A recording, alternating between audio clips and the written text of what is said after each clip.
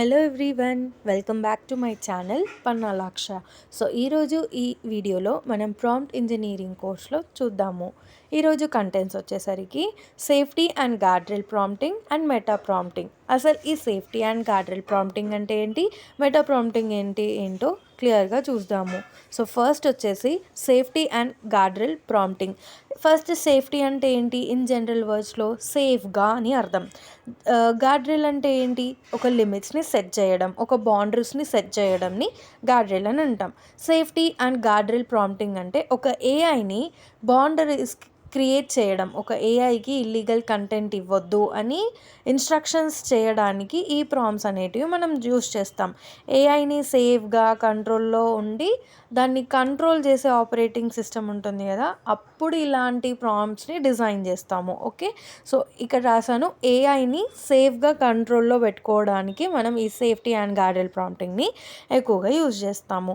Like dangerous contents ఇవ్వడం కానీ, illegal harmful contents ఇవ్వడం కానీ, అడల్ట్ కంటెంట్స్ ఇవ్వడం కానీ, అలాంటివి ఇవ్వకుండా ఇన్స్ట్రక్షన్స్ ఇచ్చి ఇలాంటి ప్రాంప్ట్స్ని క్రియేట్ చేసి దానికి ఒక ఇన్స్ట్రక్షన్ ఇస్తామన్నమాట.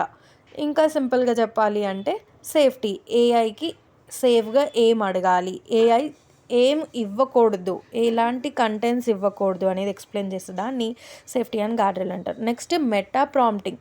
ఈ మెటా ప్రాంప్టింగ్ అంటే ఏంటి అంటే ఏఐ ఎలా రెస్పాండ్ కావాలి, మనకి ఒక క్వశ్చన్ అడిగాము, దానికి సంబంధించిన క్వశ్చన్ ఎలా ఇవ్వాలి, ఎలా అడగాలి అనేది అది మొత్తం ఇస్తుంది.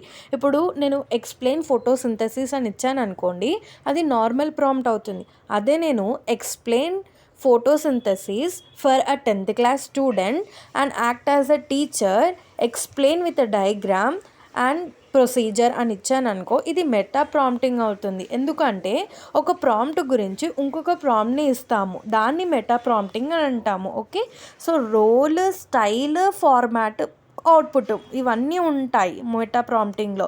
నేను రోల్ ఏమన్నాను, టీచర్. స్టైల్ ఏమన్నాను, ప్రొసీజర్. ఫార్మాట్ ఎలా అన్నాను, 10th క్లాస్ స్టూడెంట్స్కి సంబంధించిన లాగా ప్రొసీజర్ ఎక్స్ప్లెయిన్ చేసి చెప్పు అని చెప్తున్నాను. సో ఇక్కడ మనకి నచ్చినట్టు ఏఐ ఎలా రెస్పాండ్ అవ్వాలో మన చేతిలో ఉంది.